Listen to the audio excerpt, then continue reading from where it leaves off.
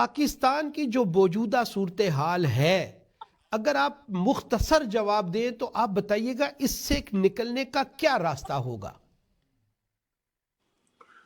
نیک نیتی، اس کے سوا اور کوئی راستہ نہیں ہے۔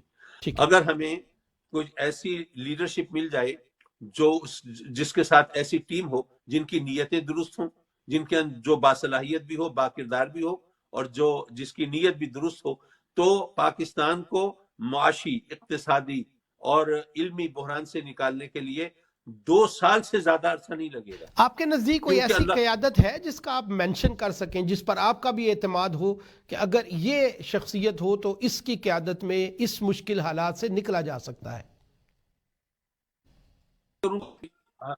ہر ایک کی اپنے نظریے کی بات ہے، اگر کسی فرد کی بات کی جائے تو وہ بھی کافی نہیں ہوگا، اس لیے کہ میں نے کہا کہ ایسی ٹیم چاہیے۔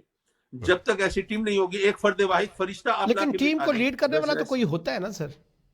جی، ٹیم کو لیڈ کرنے والا ہوتا ہے۔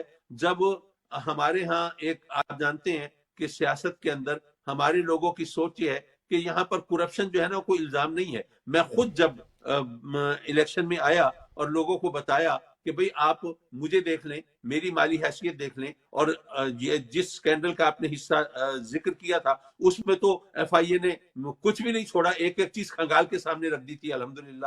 اور پھر اس سے مجھے مزید یقین ہوا کہ اب تو لوگ کم از کم میرے بارے میں یقین کریں گے کہ میں نے کچھ نہیں کیا، ورنہ میرا بھی کوئی کروڑوں کا، اربوں جائیدادیں آتی، کچھ بھی نہیں آیا۔ لیکن بہرحال یہ جب لوگ جو ہیں وہ خود جب تک جج نہیں بنیں گے اور سیاست میں یہ کہتے ہیں کہ نہیں جی، اگر کہا جائے جی اس نے کر لی، یہ کر لیا، جس طرح آپ جانتے ہیں کہ آج کل جس طرح ملک کی اعلیٰ ترین قیادت کے حوالے سے بات ہوتی ہے کہ جی ان کی اربوں نہیں بلکہ کھربوں روپے کی ایسٹس ہیں، تو وہ اس پر کیا عوام اٹھ کھڑے ہوتے ہیں؟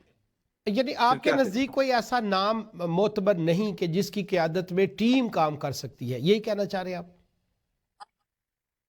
دیکھیے، میں عرض کروں گا کہ کسی بھی شخص کا نام لیا جائے نا تو سچ اور جھوٹ کا پتہ چلانا مشکل ہوتا ہے۔